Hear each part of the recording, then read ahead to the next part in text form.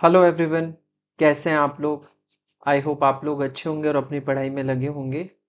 आज हम the pandits का लाइव मॉक 23rd इसका एनालिसिस करेंगे, इसके जीएस सेक्शन का एनालिसिस करेंगे। वैसे ये वीडियो एक दिन लेट है, इसके पीछे का रीज़न है रक्षाबंधन का त्यौहार। वैसे सबको रक्षाबंधन की हार्दिक शुभकामनाएं।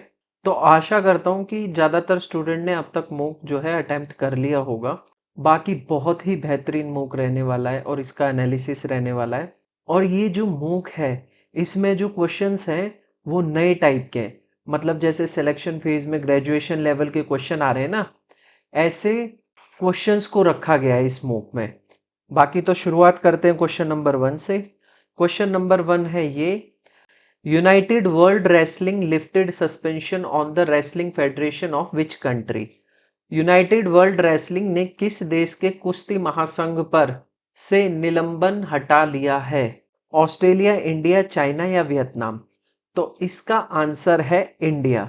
WFI यानी रेसलिंग फेडरेशन ऑफ इंडिया, इस पर यूनाइटेड वर्ल्ड रेसलिंग ने 2023 में बैन लगाया था। वो बैन इसलिए लगाया गया था क्योंकि जो इलेक्शन का कंडक्शन था उसमें ये ऑर्गेनाइजेशन फेल रही थी। इस वजह से यूनाइटेड वर्ल्ड रेसलिंग ने WFI पे बैन लगा दिया था। अब ये बैन हटा लिया गया है, 2024 में ये बैन हटा दिया है। बाकी यूनाइटेड वर्ल्ड रेसलिंग का हेडक्वार्टर कहाँ पे? तो ये है स्विट्जरलैंड में। तो बढ़ते हैं नेक्स्ट क्वेश्चन की तरफ।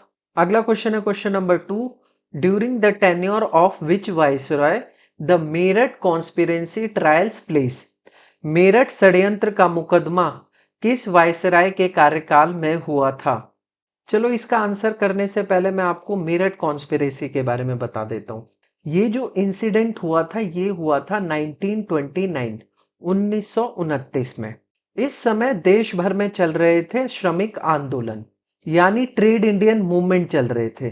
तो ब्रिटिशर्स का मानना था ये जो श्रमिक आंदोलन चल रहा है, इसके पीछे जो उद्देश्य है या जो इसके पीछे लोग हैं, उनकी आइडियोलॉजी या उनके आइडियाज मैच करते हैं कम्युनिस्ट से। और इस कम्युनिस्ट आइडियोलॉजी को दबाने के लिए इन्होंने ट्रायल्स चलाए इस आंदोलन के कुछ प्रोमिनेंट लीडर्स पर।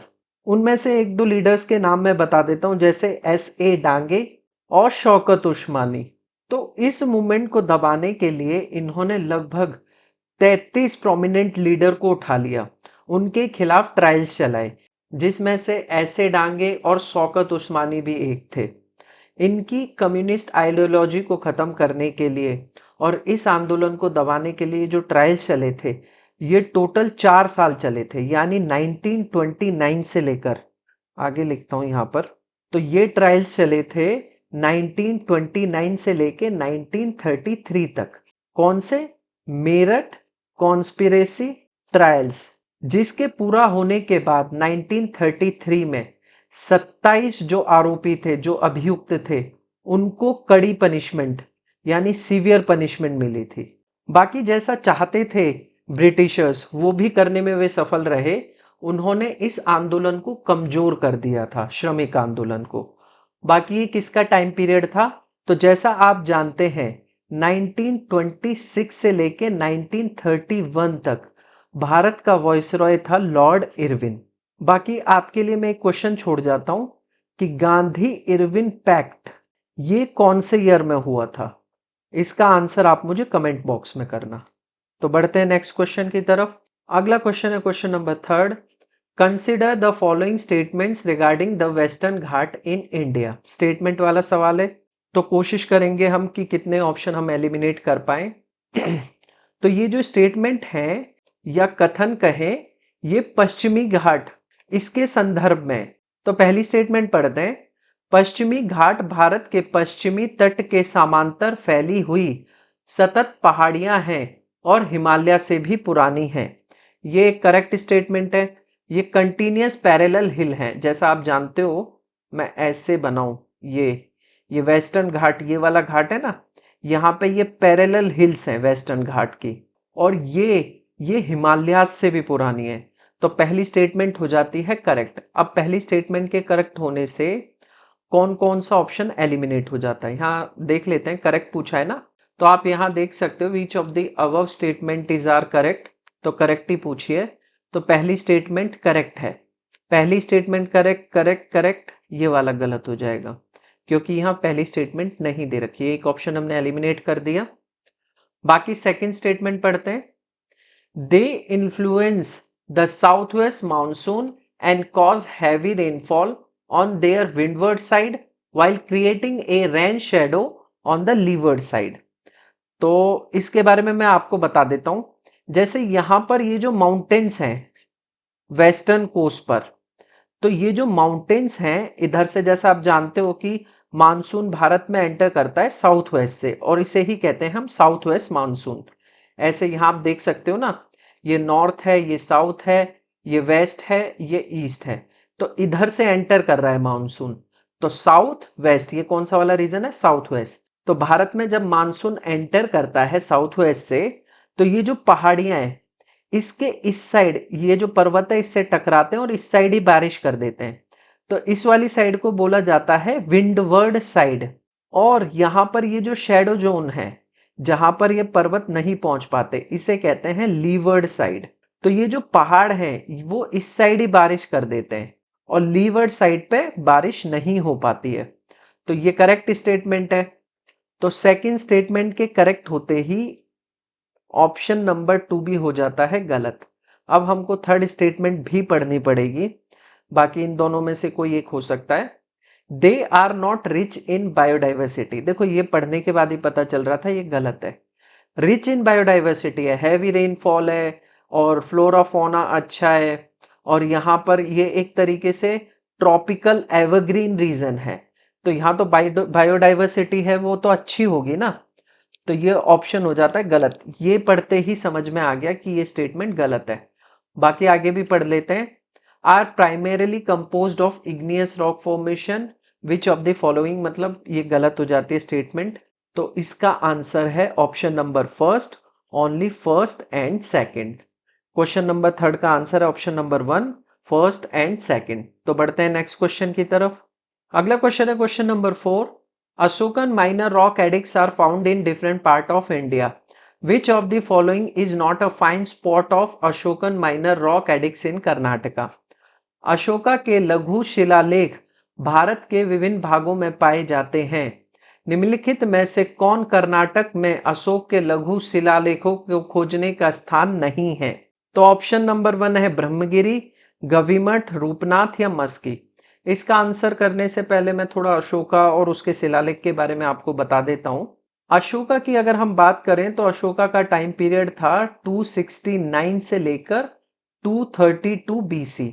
जो इसका राजतिलक हुआ था वो हुआ था 269 बीसी में, और इसने 261 बीसी में एक वॉर या एक युद्ध लड़ा था जिसे कहा जाता है कलिंग वॉर या कलिंग का युद्ध, जिसके बाद इसने पीसफुल पॉलिसीज अपनाई। अब बात करते हैं हम अशोका के एडिक्स या शिलालेख की। ये शिलालेख किस लिए होते थे? तो इन शिलालेख पर गुदवाया जाता था ऑफिशियल प्रोक्लेमेशन, या फिर कहें हिंदी में कहें इसे आधिकारिक घोषणा। और ये शिलालेख किस लैंग्वेज में होते थे या किस भाषा में होते थे? तो ये हुआ करते थे प्राकृत लैंग्वेज में। ये शिलालेख दो तरह के होते थे, एक तो होते थे मेजर रॉक एडिक्स, दूसरे होते थे माइनर। मेजर रॉक एडिक्स पे जो मेनली इंस्क्रिप्शन होता था वो या तो मोरल इंस्क्रिप्शन होता था या पॉलिटिकल इंस्क्रिप्शन होता था, और जो शिलालेख होता था वो बहुत ही वाइड होता था। बल्कि माइनर रॉक एडिक्स पर जो इंस्क्रिप्शन होता था वो पर्सनल या फिर रिलीजियस होता था। अब ये मोरल, पॉलिटिकल, पर्सनल, रिलीजियस का मतलब क्या है? मोरल जैसे कि हमको अपने धर्म के साथ साथ दूसरे धर्म का भी सम्मान करना चाहिए। पॉलिटिकल यानी ये फॉलो करना, ये नहीं फॉलो करना। ये मतलब डायरेक्ट जो पीपल्स, जो प्रजा होती थी उनको डायरेक्शन जो दी जाती थी इन रॉक एडिक्ट्स के जरिए दी जाती थी। पर्सनल में जैसे अशोका की लाइफ के बारे में दिया होता था, या जो रिलीजन के बारे में दिया होता था वो माइनर रॉक एडिक्ट्स पर दिया गया था। जैसे अशोका नाम फर्स्ट टाइम जो मिला था वो कौन से रॉक एडिक्ट पे मिला था? तो वो मस्की के माइनर रॉक एडिक्ट। मस्की जो है ये कर्नाटका में है। इस पर पहली बार अशोका, ये जो वर्ड है ये इंस्क्राइब दिखाओ, ये जो नाम है ये कहाँ पाया गया था? तो ये मस्की माइनर रॉक एडिक्ट पर पाया गया था। बाकी कितने टोटल मेजर रॉक एडिक्ट्स हैं? तो टोटल 14 मेजर रॉक एडिक्ट्स हैं। तो वापस क्वेश्चन पे आते हैं। तो यहां क्वेश्चन ये था कि ये जो अशोका के माइनर रॉक एडिक्ट्स हैं वो कर्नाटका में है। ये सारे इनमें से कौन सा कर्नाटका में नहीं है? तो ब्रह्मगिरी की बात करें तो ये भी कर्नाटका में। और कौन से डिस्ट्रिक्ट में है ये? तो ब्रह्मगिरी रॉक एडिक्ट्स है चित्रदुर्ग डिस्ट्रिक्ट में। गविमथ ये है कोप्पल में। ये दोनों कर्नाटका में, तो ये दोनों ऑप्शन नहीं हो सकते। मस्की मैं आपको ऑलरेडी बता चुका हूं, ये भी कर्नाटका में। और कर्नाटका का कौन सा डिस्ट्रिक्ट? कर्नाटका के रायचूर डिस्ट्रिक्ट में ये। तो ये भी ऑप्शन नहीं है। तो इसका एक ही ऑप्शन है, ऑप्शन नंबर थर्ड। ये माइनर रॉक एडिक्ट कर्नाटका में नहीं है। तो ये कहां पर है? तो ये है मध्य प्रदेश में। तो बढ़ते हैं नेक्स्ट क्वेश्चन की तरफ। अगला क्वेश्चन है question number 5। Which of the following dance form is derived from martial arts practices? निम्नलिखित में से कौन सी नृत्य शैली मार्शल आर्ट से ली गई है? पहला छऊ, दूसरा झोरा, घूमर, भरतनाट्यम। भरतनाट्यम एक क्लासिकल डांस फॉर्म है।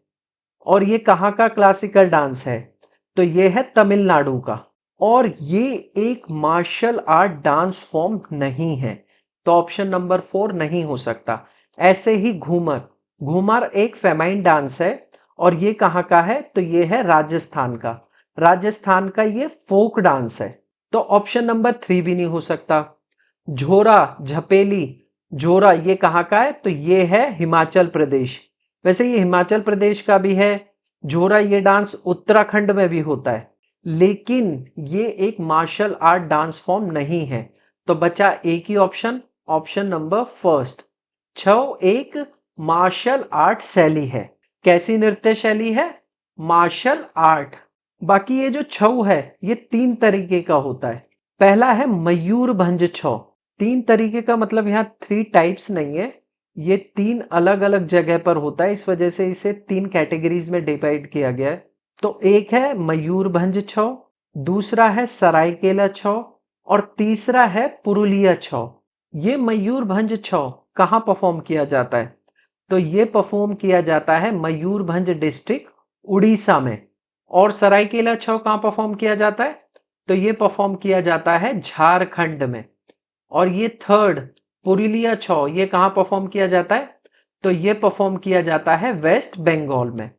बाकी मैं आपसे एक क्वेश्चन पूछता हूं, इसका आंसर भी आप कमेंट बॉक्स में करना कि इनमें से कौन सा डांस फॉर्म है या कौन सा छऊ है जो बिना मास्क के परफॉर्म किया जाता है। तो इसका आंसर आप मुझे कमेंट बॉक्स में करना। तो इसका आंसर आपको मिल गया था। मार्शल आर्ट प्रैक्टिस कौन सा डांस फॉर्म है, किससे डिराइव की गई है? तो छऊ डांस फॉर्म से डिराइव की गई है। तो बढ़ते हैं नेक्स्ट क्वेश्चन की तरफ। क्वेश्चन नंबर 6 है the grizzled squirrel wild life sanctuary non for its unique habitat and grizzled giant squirrels is located in which state? तो ऑप्शन है केरला, तमिलनाडु, कर्नाटक, आंध्र प्रदेश। तो ये जो ग्रिजल्ड गिलहरी वन्य जीव अभ्यारण्य है ये कौन से राज्य में स्थित है? तो इसका आंसर है ऑप्शन नंबर 2 तमिलनाडु। वैसे इसको एक और नाम से जाना जाता है, वो है Srivilliputhur wildlife sanctuary. Srivilliputhur wildlife sanctuary. और ये कहां पर है? तमिलनाडु में। यहां पर आप देख सकते हैं ये है ग्रिजल्ड स्क्विरल। बाकी आपसे मेरा एक क्वेश्चन है कि wild life sanctuary, national park और बायोस्फीयर रिजर्व इनमें अंतर क्या होता है? फुल फॉर्म लिख लेता हूं। तो शुरुआत करते हैं हम बायोस्फीयर रिजर्व से, फिर ऐसे चलते हैं। तो ये जो बायोस्फीयर रिजर्व है ये प्रोटेक्ट करता है एंटायर इकोसिस्टम को। यानी बायोस्फीयर रिजर्व में ऐसा नहीं है कि किसी स्पीसीज या किसी प्लांट या किसी पशु को प्रोटेक्ट किया जाता है। इसमें पूरे के पूरे इकोसिस्टम को प्रोटेक्ट किया जाता है। और इसमें डिफरेंट जोन बना दिए जाते हैं। जैसे कि सबसे जो बीच में एक जोन होता है कोर, या इसे बोलते हैं कोर जोन, जिसमें ह्यूमन एक्टिविटी बिल्कुल अलाउड नहीं है। एक होता है बफर जोन। बफर जोन में एक्टिविटी अलाउड होती है, जैसे टूरिज्म वगैरह अलाउड होता है। और एक होता है ट्रांजिशन जोन। और बायोस्फीयर रिजर्व में जो ह्यूमन एक्टिविटी होती है वो बहुत लिमिटेड होती है। तो ह्यूमन एक्टिविटी कैसी होती है? लिमिटेड होती है। वहीं नेशनल पार्क जो होते हैं ये प्रोटेक्ट करते हैं फ्लोरा और फोना को। और यहां पर जो प्रोटेक्शन होता है वो स्ट्रिक्ट प्रोटेक्शन होता है, यानी जो ह्यूमन एक्टिविटीज हैं वो ना के बराबर होती है। यहां पर मेनली या तो थोड़ा बहुत टूरिज्म होता है या साइंटिफिक रिसर्च से रिलेटेड एंट्री मिल सकती है। ह्यूमन एक्टिविटी का बिल्कुल ना के बराबर होना मतलब ये है कि बिल्कुल भी ग्रेजिंग या लकड़ियां काटना या पशु चराना ये सब एक्टिविटीज नहीं हो सकती है नेशनल पार्क वाले प्रोटेक्टेड जोन में। वहीं वाइल्ड लाइफ सेंचुरी जो होती है ये प्रोटेक्ट करती हैं किसी पर्टिकुलर स्पीसीज को, और यहां पर ह्यूमन एक्टिविटी कुछ हद तक अलाउड है। बाकी इनके लीगल स्टेटस की बात करें तो नेशनल पार्क को जो लीगल स्टेटस मिलता है वो मिलता है वाइल्ड लाइफ प्रोटेक्शन एक्ट 1972 के तहत। वैसे ही जो वाइल्ड लाइफ सेंचुरी को जो लीगल स्टेटस मिलता है वाइल्ड लाइफ सेंचुरी का, वो भी वाइल्ड लाइफ प्रोटेक्शन एक्ट 1972 के तहत मिलता है। बल्कि बायोस्फीयर रिजर्व में लीगल स्टेटस इससे रिलेटेड नहीं होता है, मतलब जरूरी नहीं है कि वाइल्ड लाइफ प्रोटेक्शन एक्ट के तहत इसको लीगल स्टेटस मिले। तो ये मैंने आपको डिफरेंस बताया था national park, biosphere reserve and wild life sanctuary में। बाकी इसका आंसर था ऑप्शन नंबर 2 तमिलनाडु। बढ़ते हैं नेक्स्ट क्वेश्चन की तरफ। अगला क्वेश्चन है क्वेश्चन नंबर 7। द डैश सल्तनत वॉज रूल्ड बाय द सरकी डायनेस्टी। डैश सल्तनत पर सरकी वंश का शासन था? भरतपुर, आगरा, जौनपुर या दिल्ली? तो इसमें से एक ऑप्शन तो हो ही नहीं सकता है, वो है ऑप्शन नंबर 4 दिल्ली। बाकी इसका आंसर करने से पहले हम सरकी डायनेस्टी के बारे में थोड़ा सा जान लेते हैं। तो जो ये सरकी डायनेस्टी है या सरकी वंश है, इसका टाइम पीरियड कब से कब तक है? तो इसका टाइम पीरियड था 1394 से लेकर 1479 तक। 1394 के 4 साल बाद यानी 1398 में एक इवेंट हुआ था, वो था तैमूर इन्वेजन, या फिर इसे कहते हैं तैमूर लंग का आक्रमण। और ये किसके वंश में हुआ था? उस टाइम जो डायनेस्टी रूल कर रही थी वो थी तुगलक डायनेस्टी। अब तैमूर के इन्वेजन का ये असर हुआ कि ये जो दिल्ली सल्तनत के गवर्नर थे, कहां पर? जौनपुर में। वहां पर शासन कर रहा था मलिक सरवर। क्या नाम था? मलिक सरवर। इसने इस आक्रमण के बाद जौनपुर को इंडिपेंडेंट यानी स्वतंत्र घोषित कर दिया और अपने आप को टाइटल दिया सुल्तान उस शर्क, जिसका मतलब होता है पूर्व का सुल्तान या सुल्तान ऑफ ईस्ट। इनका शासन चला 1479 तक।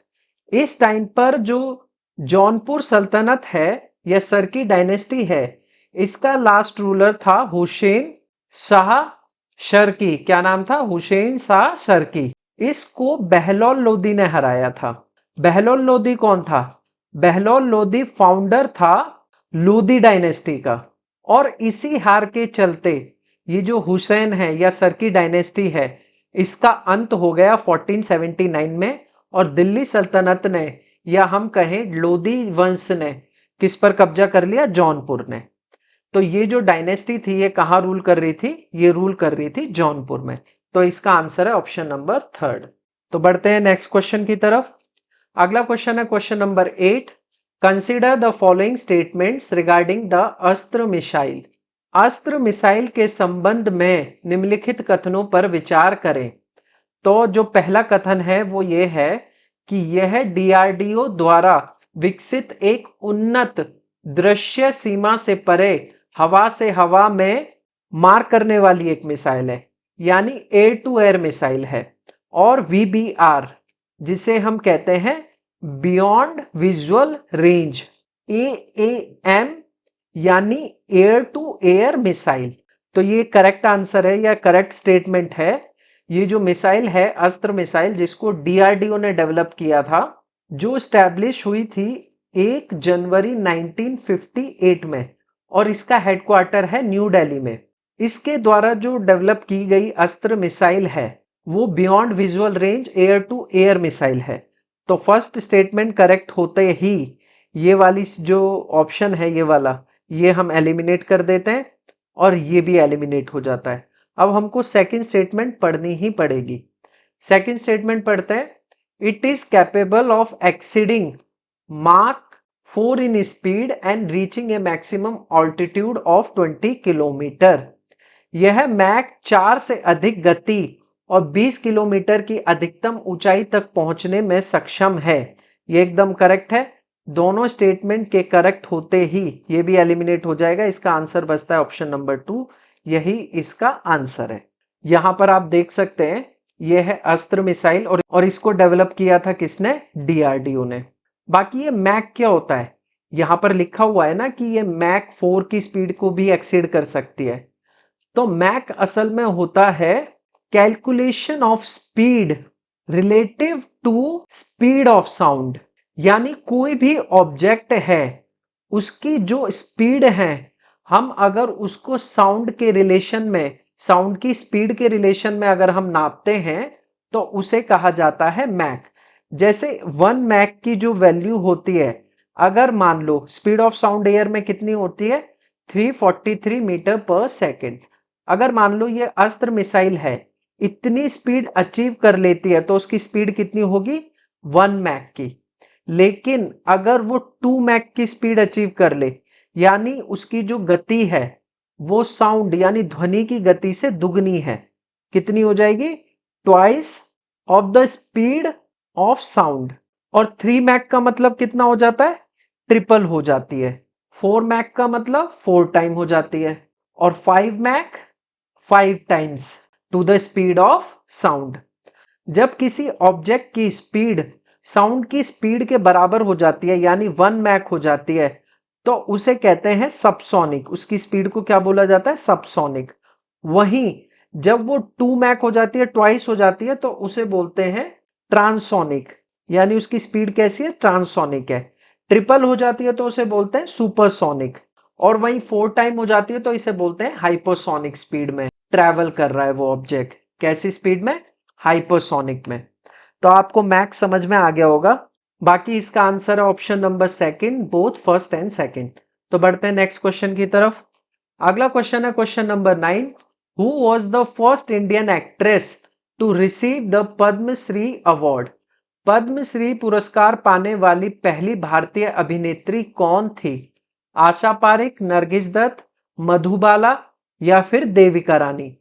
बहुत सारे स्टूडेंट ऐसे होंगे जिन्होंने इसका आंसर ऑप्शन नंबर 4 किया होगा, लेकिन ये आंसर नहीं है। क्यों? क्योंकि ये फर्स्ट इंडियन एक्ट्रेस हैं जिनको दादा साहब फाल्के अवार्ड मिला था, ना कि पद्मश्री अवार्ड मिला था। कौन सा अवार्ड मिला था? तो वो मिला था दादा साहब फाल्के अवार्ड। और ये कब मिला था? तो ये मिला था 1969 में। और दादा साहब फाल्के अवार्ड इनकी शुरुआत कब हुई थी? तो इनकी शुरुआत भी हुई थी 1969 में। इसका आंसर है ऑप्शन नंबर 2, नरगिस दत्त। नरगिस दत्त पहली भारतीय अभिनेत्री हैं जिनको पद्मश्री पुरस्कार से सम्मानित किया गया था। अब यहां पर पद्मश्री पूछा है तो इसका मतलब जो पद्मा अवार्ड्स हैं वो 3 टाइप के होते हैं, मैंने आपको पहले ही बताया है। एक होते हैं पद्म विभूषण, एक होते हैं पद्म भूषण और एक होते हैं पद्मश्री। तो क्वेश्चन यहां पर पद्मश्री का क्यों है, पद्म भूषण पद्म विभूषण का क्यों नहीं है? क्योंकि पहली बार जो अवार्ड दिए गए थे पद्मा अवार्ड, तो जो किसी एक्ट्रेस को पहला अवार्ड जो मिला था वो पद्मश्री ही मिला था। इसलिए नरगिस दत्त को कोई भी अगर पद्मश्री बोलो या कोई पहला पद्मा अवार्ड बोलोगे तो उसका आंसर नरगिस दत्त ही रहेगा। बाकी पद्मा अवार्ड शुरू कब हुए थे? तो पद्मा अवार्ड शुरू हुए थे 1954 में। तो बढ़ते हैं नेक्स्ट क्वेश्चन की तरफ। अगला क्वेश्चन है question number 10, consider the following statements regarding article 13 of the Indian constitution. Article 13 के रिगार्डिंग ये कुछ स्टेटमेंट दिए गए, कुछ कथन दिए गए। हमको देखना है इनके संदर्भ में कौन सा स्टेटमेंट या कौन सा कथन सही है या गलत है। बाकी पहली स्टेटमेंट पढ़ लेते हैं। पहली स्टेटमेंट है, article 13 declares that all laws in force in territory of India before the commencement of constitution insofar as they are inconsistent with the provision of part 3rd shall be void to the extent of such inconsistency।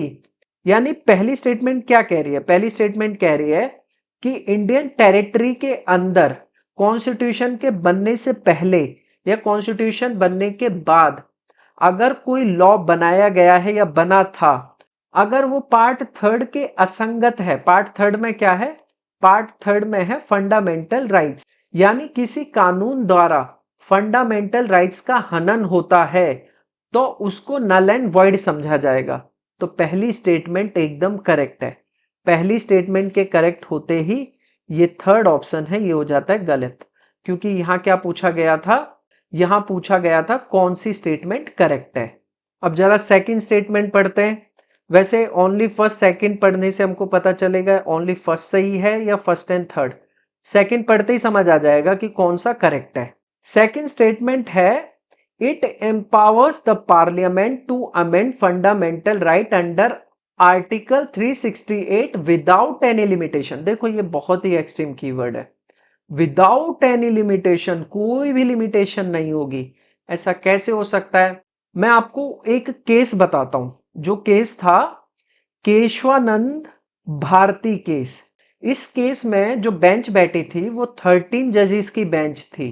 इसका जो judgement था उसमें साफ साफ लिखा है कि हम फंडामेंटल राइट्स को अमेंड कर सकते हैं बिना बेसिक या कहें मूल ढांचे को नुकसान पहुंचाए बिना।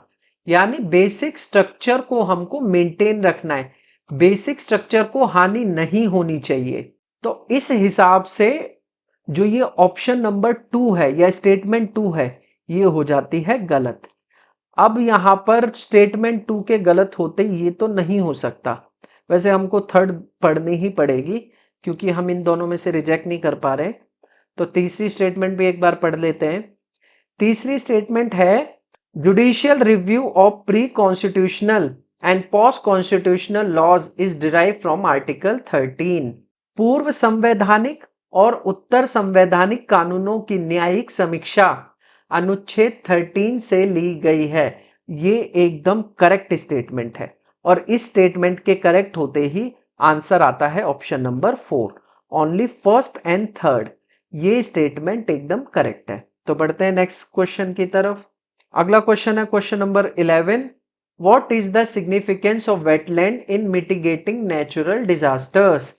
प्राकृतिक आपदाओं को कम करने में आर्द्र भूमि का क्या महत्व है?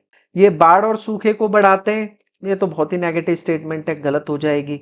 ये आपदाओं के विरुद्ध प्राकृतिक अवरोध का काम करते हैं। इसको होल्ड कर लेते हैं, कुछ पॉजिटिव स्टेटमेंट है।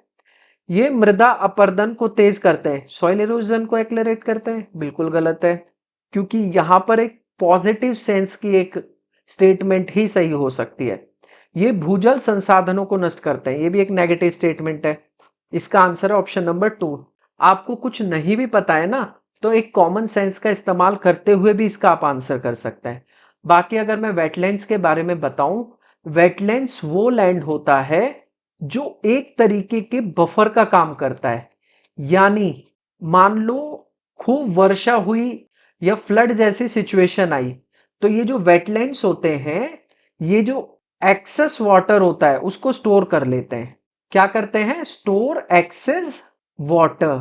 और इसकी वजह से क्या होता है, जो बाढ़ वाली सिचुएशन होती है, यह एक नेचुरल डिजास्टर होता है, वो टल जाता है। वहीं ये तब ऐसी सिचुएशन आई जब बाढ़ वाली सिचुएशन आई।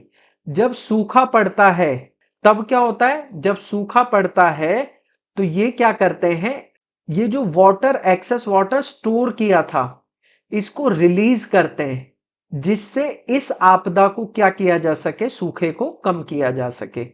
और ये एक और काम करते हैं, वो क्या करते हैं, ये जो ग्राउंड वाटर है उसको रिचार्ज करने का भी काम करते हैं। तो ओवरऑल देखें तो ये क्या कर रहे हैं, ये मिटिगेट कर रहे हैं नेचुरल डिजास्टर्स को। बाकी मैं आपको वेटलैंड्स के बारे में बताऊं, एक कन्वेंशन हुआ था जिसको हम जानते हैं रामसर कन्वेंशन से। ये कन्वेंशन किस लिए था? ये कन्वेंशन था आर्द्र भूमि या वेटलैंड्स को बचाने के लिए। ये हुआ कब था? तो ये हुआ था 2 फरवरी 1971, यानी 2 फरवरी 1971 को ये कन्वेंशन हुआ था। और ये कहां हुआ था? ये हुआ था ईरान के रामसर में, इसीलिए इसे रामसर कन्वेंशन बोलते हैं। इसके तहत जो ये वेटलैंड्स होती हैं, आर्द्र भूमि, इनको बचाना है, इनको डेवलप करना है, उनके लिए ये कन्वेंशन क्या करेगा? काम करेगा। इसीलिए जो ये 2 फरवरी है, इसे वर्ल्ड वेटलैंड डे के रूप में मनाते हैं। और भारत कब रामसर कन्वेंशन में इंक्लूड हुआ था? तो भारत इंक्लूड हुआ था 1 फरवरी 1982 को। जो पहला वेटलैंड है, जो पहला वेटलैंड ऐड हुआ था इस लिस्ट में, रामसर कन्वेंशन में, या रामसर साइट बना था, वो कौन सा था? तो वो था चिल्का लेक। तो इसका आंसर हमको मिल गया था। इसका आंसर है ऑप्शन नंबर 2। क्वेश्चन नंबर 11 का आंसर कौन सा है? Option number 2। तो बढ़ते हैं नेक्स्ट क्वेश्चन की तरफ। अगला क्वेश्चन है question number 12। Through which one of the following straits does a tunnel connects the United Kingdom and France? निम्नलिखित में से किस जल डमरू मध्य के माध्यम से एक सुरंग यूनाइटेड किंगडम और फ्रांस को जोड़ती है? ये डेविस स्ट्रेट है, डेनमार्क स्ट्रेट है, स्ट्रेट ऑफ डॉवर है, या फिर स्ट्रेट ऑफ जिब्राल्टर है? एक एक करके हम सभी स्ट्रेट्स को देखेंगे, फिर इसका आंसर करते हैं। तो शुरुआत करते हैं हम डेविस स्ट्रेट से। तो यहां पर वर्ल्ड मैप है, डेविस स्ट्रेट कहां पर है? यहां आप देख रहे हो ग्रीनलैंड, ग्रीनलैंड, और ये जो कनाडा का ये वाला पार्ट है, इसको बोला जाता है, यह है बैफिन आइलैंड। इन दो लैंड मासेस के बीच में कौन कौन सा? ग्रीनलैंड और बैफिन आइलैंड, इनके बीच में जो स्ट्रेट है, इसे क्या कहा जाता है? इसी को कहा जाता है डेविस स्ट्रेट। और ये किस किस को कनेक्ट करती है? तो ये कनेक्ट करती है बैफिन बे को। ये वाला, ये देख लो, ये वाला, ये बे है, इसको कहा जाता है बैफिन बे। बैफिन बे को किससे कनेक्ट करती है? यहां पर ये कौन सा है? ये है लेब्राडोर सी, लेब्राडोर सी। तो बैफिन बे को लेब्राडोर सी से कनेक्ट करने का काम कौन सी स्टेट करती है? तो वो करती है डेविस स्टेट। तो ये इसका आंसर नहीं हो सकती। यहां पर जो आप देख रहे हो क्वेश्चन में, यहां पर किसके कनेक्शन की बात की गई है? यूनाइटेड किंगडम, यूके और फ्रांस की। तो ये ऑप्शन नहीं हो सकता। स्ट्रेट ऑफ जिब्राल्टर, अब ये स्ट्रेट ऑफ जिब्राल्टर कहां पर है? यहां पर आप ये देख सकते हैं, ये यूरोप वाला रीजन है, ये पूरा अफ्रीका वाला रीजन है, या मैं ये कह लूं स्पेन और मोरक्को, इनके बीच में जो स्ट्रेट है, उसे क्या कहा जाता है? उसे कहा जाता है स्ट्रेट ऑफ जिब्राल्टर। और ये किस किस को कनेक्ट करती है? तो यहां पर ये आप पूरा देख रहे हो, ये है अटलांटिक ओशियन, ये अटलांटिक ओशियन, और यहां आप ये देख रहे हो, ये मेडिटेरेनियन सी, इनको कनेक्ट करती है ये वाली स्ट्रेट। कौन सी? Straight of Gibraltar. तो ये भी ऑप्शन नहीं हो सकती। तो ऑप्शन नंबर 4 भी नहीं हो सकता। डेनमार्क स्ट्रेट, तो डेनमार्क स्ट्रेट है यहां पर, ये देख रहे हो आप, ये वाला, ये है यहां पर ग्रीनलैंड, ये है ग्रीनलैंड, और यहां पर ये एक छोटा सा आप आइलैंड देख रहे हो, ये है आइसलैंड। तो इन दोनों के बीच में जो स्टेट है, वो है स्टेट ऑफ डेनमार्क या डेनमार्क स्टेट। ये किस किस को कनेक्ट करती है? तो ये कनेक्ट करती है आर्टिक ओशियन को और अटलांटिक ओशियन को। तो ये भी इसका आंसर नहीं हो सकती। तो यहां पर ये 3 नहीं हो सकते, तो एक ही ऑप्शन हो सकता है, वो है स्टेट ऑफ डोवर। अब मैं डोवर स्टेट आपको दिखा सकता हूं। तो ये जो डोवर स्टेट है, यहां पर देखो आप, ये देख रहे हो, ये है यूके, ये, और यहां पर ये है फ्रांस। इन दोनों के बीच में है डोवर स्टेट। डोवर स्टेट जो है, ये नॉर्थ सी है, और यहां पर इंग्लिश चैनल, इन दोनों को जोड़ने का काम कौन सा स्टेट करता है? तो वो करता है डोवर स्टेट। तो इसका आंसर कौन सा है? डोवर जल मड्रू मध्य। तो इसका आंसर ऑप्शन नंबर 3। तो बढ़ते हैं नेक्स्ट क्वेश्चन की तरफ। अगला क्वेश्चन है question number 13। Which tropical deciduous plant is commonly found on the Deccan प्लेटू? Deccan के पठार पे कौन सा उष्ण कटिबंधीय पर्णपाती पौधा सामान्यतः पाया जाता है? टीक, शीशम, सैंडलवुड, या फिर साल? इसका आंसर करने से पहले मैं आपको टाइप ऑफ फॉरेस्ट बता देता हूं। तो मैं सबसे पहला टाइप आपको बताता हूं, ट्रॉपिकल एवरग्रीन फॉरेस्ट, जिन्हें हिंदी में कहा जाता है उष्ण कटिबंधीय सदाबहार वन। क्या कहा जाता है? उष्ण कटिबंधीय सदाबहार वन। इसमें जो वर्षा होती है वो 200 सेंटीमीटर से ज्यादा होती है, यानी यहां पर हमेशा बारिश होती रहती है, जिसकी वजह से यहां पर जो वन पाए जाते हैं या जो फॉरेस्ट पाए जाते हैं वो थ्रू आउट ईयर ग्रीन रहते हैं, उनकी पत्तियां कभी नहीं झड़ती हैं। और ये कौन से रीजन में मेनली पाए जाते हैं, ये अगर मैं ये दिखाऊं, ये भारत है तो ये जो वेस्टर्न घाट वाला रीजन है ये सारे आपके ट्रॉपिकल एवरग्रीन फॉरेस्ट होते हैं। यहाँ पर आइलैंड्स होते हैं ना, अंडमान निकोबार, यहाँ पर भी ट्रॉपिकल एवरग्रीन फॉरेस्ट ही पाए जाते हैं। और नॉर्थ ईस्टर्न स्टेट होते हैं, जैसा कि आप सब जानते हैं कि सबसे ज्यादा बारिश कहाँ होती है, तो मासिनरम चेरापूंजी यहाँ पर होती है, मेघालय में, नॉर्थ ईस्ट में। तो वहां भी इस टाइप के फॉरेस्ट पाए जाते हैं। कौन से? Tropical evergreen forest. बाकी अगर मैं इनके एग्जाम्पल दूं तो इनके एग्जाम्पल है rosewood, mahogany, ebony, Ironwood, rubber. ये सभी एग्जाम्पल हैं ट्रॉपिकल एवरग्रीन फॉरेस्ट के। सेकंड है ट्रॉपिकल डेसिडुअस फॉरेस्ट, यानी उष्ण कटिबंधीय पर्णपाती वन। ये जो फॉरेस्ट होते हैं यहां पर जो बारिश होती है वो 70 सेंटीमीटर से लेकर 200 सेंटीमीटर तक होती है। यहां पर जो वन पाए जाते हैं वो थ्रू आउट ईयर एवरग्रीन नहीं होते हैं, यानी जब ड्राई सीजन आता है तब ये अपनी पत्तियां जो है वो झाड़ देते हैं, जिसकी वजह से क्या होता है, वाटर लॉस नहीं होता है इन पौधों में, या यहाँ पर जो फॉरेस्ट होते हैं, यहाँ पर जो पेड़ होते हैं उनका वाटर लॉस नहीं होता है। वैसे इन फॉरेस्ट को मॉनसून फॉरेस्ट भी कहा जाता है। ये वैसे पाए कहाँ जाते हैं? ये मेनली पाए जाते हैं सेंट्रल इंडिया एंड डेक्कन प्लेटू की तरफ।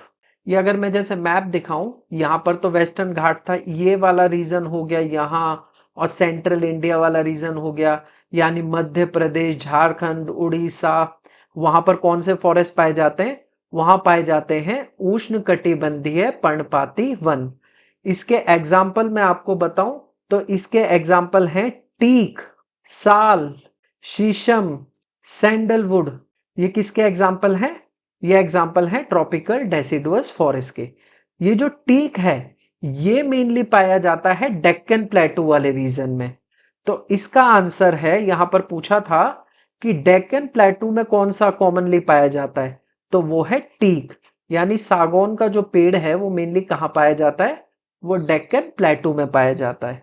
बाकी इसके अलावा और भी टाइप होते हैं, जैसे तीसरा टाइप है ट्रॉपिकल थॉर्न फॉरेस्ट, यानी कांटेदार वन, उष्ण कटिबंधीय कांटेदार वन। यहां पर जो बारिश होती है वो 70 सेंटीमीटर से कम होती है। गलत साइन लगा दिया है मैंने, ज्यादा का लगा दिया है।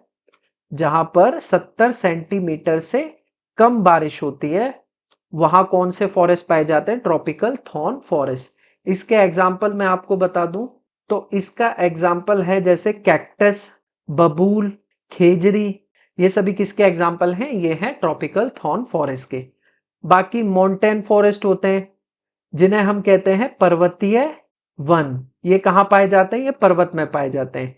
इसके कौन कौन से एग्जाम्पल हैं? तो इसके एग्जाम्पल है पाइन, ओक, देवदार का पेड़। ये सभी किसके एग्जाम्पल हैं? पर्वतीय वन के। एक टाइप है मैंग्रोव फॉरेस्ट, और यहां कौन से पौधे पाए जाते हैं या कौन से पेड़ पाए जाते हैं? यहां पाए जाते हैं सुंदरी ट्रीज। तो इसका आंसर था option number 1, teak. Teak mainly पाया जाता है डेक्कन प्लेटू में, और ये जो टीक है ये एक ट्रॉपिकल डेसिडुअस प्लांट है, यानी उष्ण कटिबंधीय पर्णपाती पौधा है। बढ़ते हैं नेक्स्ट क्वेश्चन की तरफ। अगला क्वेश्चन है question number 14। Which Indian writer was awarded with the Erasmus prize 2024 for highlighting the climate change crisis? जलवायु परिवर्तन संकट पर प्रकाश डालने के लिए किस भारतीय लेखक को 2024 का इरेस्मस पुरस्कार प्रदान किया गया है? तो इसका आंसर है ऑप्शन नंबर 4, अमिताभ घोष। अमिताभ घोष को मिला है इरेस्मस प्राइज। किस लिए? क्योंकि इन्होंने हाईलाइट किया है क्लाइमेट चेंज क्राइसिस को, यानी जलवायु परिवर्तन संकट पर प्रकाश डाला इन्होंने। बाकी इनके द्वारा जो फेमस बुक लिखी गई हैं उनके नाम है Sea of Poppies, The Shadow Lines, Hungry Tides, Gun Island और जंगलनामा। ये सभी किसकी बुक है? तो ये है अमिताभ घोष की। किरण देसाई की कौन सी फेमस बुक है? तो किरण देसाई की है द इनहेरिटेंस ऑफ लॉस। और अरविंद अडिगा की कौन सी फेमस बुक है? अरविंद अडिगा की है the white tiger, last man in tower और दी सिलेक्शन डेज। ये किसकी बुक है? तो ये है अरविंद अडिगा की। अब मैं आपके लिए एक क्वेश्चन छोड़ जाता हूं। इंटरनेशनल बुकर प्राइज मिला था अरुंधति रॉय को, वो उनकी कौन सी बुक को और किस ईयर में मिला था? तो बढ़ते हैं नेक्स्ट क्वेश्चन की तरफ। अगला क्वेश्चन है question number 15। Consider the following statements regarding acid and bases according to. अब यहां पर स्टेटमेंट है, बाद में मैं स्टेटमेंट पढ़ता हूं, पहले मैं आपको ये बता देता हूं, ये कथन है, एक एक करके हमको पढ़ना है, फिर देखते हैं इनमें से कौन सा करेक्ट है, एलिमिनेट करेंगे, देखते हैं कौन सा एलिमिनेट हो जाता है, कौन सा नहीं होता है। तो यहां पर पहली है अरेनियस की थ्योरी, दूसरी है ब्रॉन्स्टेड लॉरी की थ्योरी और तीसरी एक पर्टिकुलर स्टेटमेंट है। तो पहली स्टेटमेंट पढ़ते हैं। According to Arrhenius theory, acid are substance that increase the concentration of H plus ion in aqueous solution। एकदम करेक्ट है ये। जब हम अम्ल को जलीय विलयन में मिलाते हैं तो ये जो H प्लस आयंस है इनकी सांद्रता या कंसंट्रेशन क्या होती है? बढ़ जाती है। एकदम करेक्ट है। तो पहली स्टेटमेंट के करेक्ट होते ही ये जो थर्ड है और फोर ऑप्शन, ये दोनों क्या हो जाएंगे? एलिमिनेट हो जाएंगे। अब इन दोनों में से ही करेक्ट है। अगर सेकंड करेक्ट हुआ तो फर्स्ट ऑप्शन करेक्ट होगा, अगर सेकंड करेक्ट नहीं हुआ तो सेकंड ऑप्शन करेक्ट होगा। यानी किसी भी सूरत में हमें थर्ड स्टेटमेंट पढ़ने की जरूरत है नहीं। तो सेकंड स्टेटमेंट पढ़ते हैं। According to Bronsted Lowry theory, a base is proton donor, proton यानी H plus donor and acid is a proton acceptor. ये उल्टा लिख दिया है। जो एसिड होते हैं ये होते हैं प्रोटॉन डोनर और जो बेस होते हैं ये होते हैं प्रोटॉन एक्सेप्टर। ये कई बार होता है। कई बार क्या होता है कि ऐसी जब स्टेटमेंट होती है तो ये जो टर्म्स होते हैं ये उल्टा करके लिख देते हैं, तो इसकी वजह से सेकंड स्टेटमेंट क्या हो जाती है? गलत। और सेकंड स्टेटमेंट के गलत होते ही सेकंड वाला ऑप्शन है ये करेक्ट हो जाएगा और ये हो जाएगा गलत। हमने थर्ड स्टेटमेंट नहीं पढ़ी, फिर भी एक बार हम पढ़ लेते हैं करेक्ट है या नहीं। तो थर्ड स्टेटमेंट है a strong acid completely dissociated in water while a weak acid does so only partially. यानी एक प्रबल अम्ल जल में पूर्णतः वियोजित हो जाता है जबकि एक दुर्बल अम्ल केवल आंशिक रूप से वियोजित होता है। तो आसान शब्दों में मैं आपको समझाऊं यहां क्या हो रहा है कि जब भी हम स्ट्रॉन्ग एसिड यानी मैं HCl की बात करूं, अगर मैं इसको पानी में डालूंगा तो ये पूरी तरह डिसोशिएट हो जाएगा, मतलब इसका पूरी तरह आयनाइजेशन हो जाएगा, यानी ये पूरी तरह टूट जाएगा। इसका हर मॉलिक्यूल H प्लस और Cl माइनस आयंस में टूट जाएगा। बल्कि जो वीक एसिड होते हैं ऐसा नहीं करते हैं। उनके मोस्टली यानी ज्यादातर जो मॉलिक्यूल होते हैं, ज्यादातर अणु होते हैं, वो टूटते नहीं हैं, जिसकी वजह से ये जो H प्लस कंसेंट्रेशन है वो कम रह जाती है। H प्लस कंसेंट्रेशन हाई रहेगी तो pH क्या होता है? pH लो होता है। यानी यहां पर मैंने आपको पहले भी बताया था ये pH स्केल है 0, 7, 14। इस तरफ जो कंसंट्रेशन है pH की या एसिडिक कैरेक्टर है वो बढ़ता है और इस तरफ बेसिक कैरेक्टर बढ़ता है। अब इस तरफ हम जब जाते हैं तो H प्लस आयन का कंसंट्रेशन अगर बढ़ता है तभी एसिडिक कैरेक्टर बढ़ रहा है। तो यहां पर जब पूरी तरह आयनाइजेशन होगा यानी पूरी तरह टूटेगा तो H प्लस कंसंट्रेशन बढ़ेगी और pH जो है वो घटेगा। तो ये एकदम करेक्ट स्टेटमेंट है। इसकी वजह से इसका आंसर है ऑप्शन नंबर 2। बढ़ते हैं नेक्स्ट क्वेश्चन की तरफ। अगला क्वेश्चन है question number 16। By which of the following amendments was it made the fundamental duties of parents to provide education to their children in age group of 6 to 14 years। यानी निम्नलिखित में से किस संशोधन द्वारा 6 से 14 वर्ष की आयु के बच्चों को शिक्षा प्रदान करना माता पिता का मौलिक कर्तव्य बनाया गया है। तो इस अमेंडमेंट के तहत ही कई सारे आर्टिकल्स में चेंज हुआ था। जैसे एक नया आर्टिकल ऐड हुआ, आर्टिकल 21A, जिसे हम कहते हैं right to education. Article 21A में क्या है? Right to education. मतलब ये जो एजुकेशन, ये शिक्षा का जो अधिकार है, इसे फंडामेंटल राइट्स बनाया गया था। और कौन से आर्टिकल में चेंज हुआ था? और एक आर्टिकल था आर्टिकल 45, इसमें चेंज हुआ था। ये एक डीपीएसपी यानी राज्य के नीति निदेशक तत्व के अंदर आने वाला आर्टिकल है।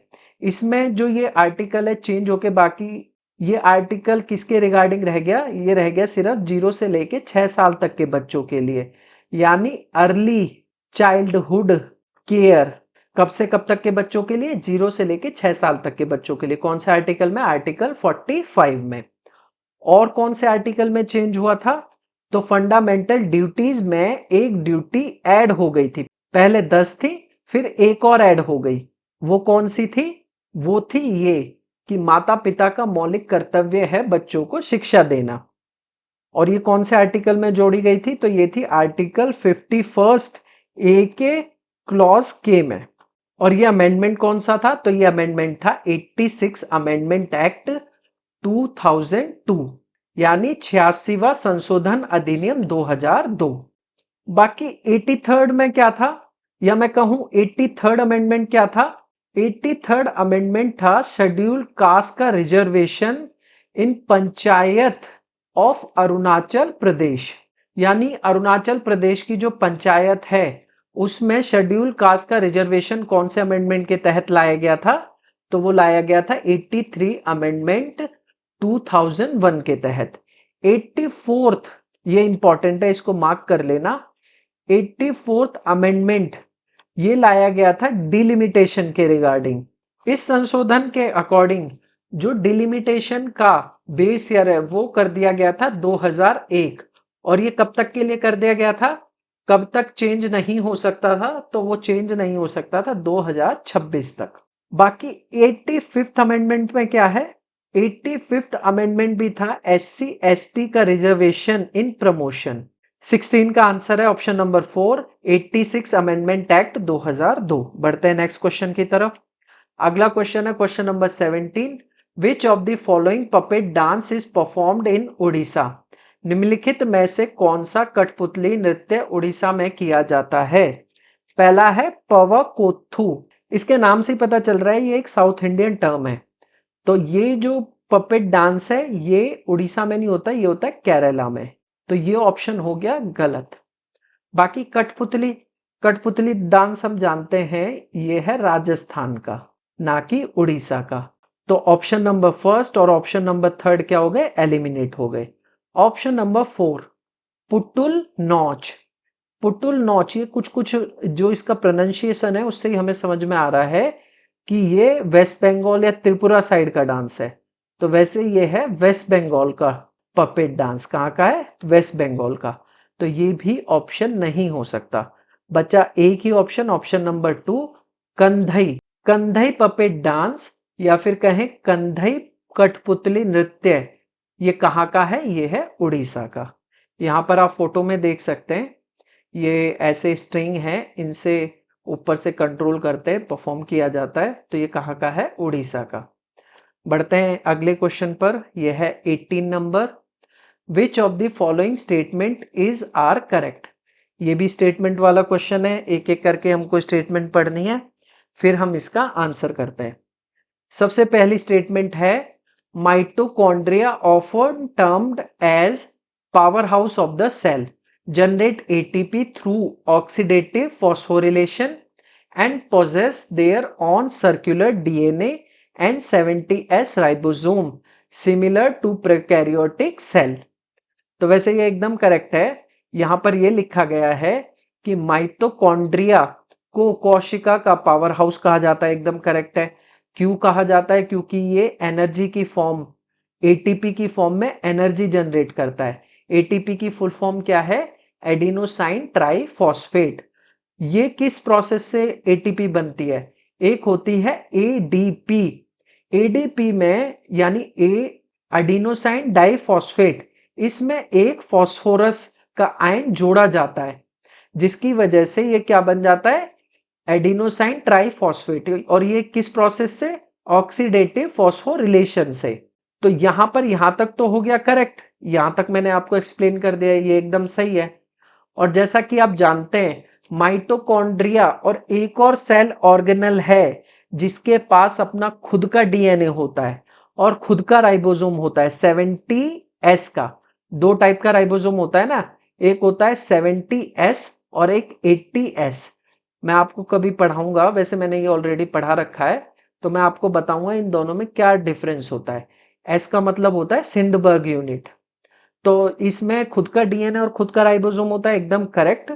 किसकी तरह सिमिलर है, प्रोकैरियोटिक सेल की तरह। तो पहली स्टेटमेंट हो जाती है करेक्ट। अब फर्स्ट स्टेटमेंट के करेक्ट होते हैं, यहां गलत की पूछा है। देखो ये पढ़ना बहुत जरूरी है। यहां पूछा है कि which of the statement are incorrect. Incorrect पूछा है तो पहली स्टेटमेंट तो इनकरेक्ट है ही, सॉरी करेक्ट है पहली स्टेटमेंट।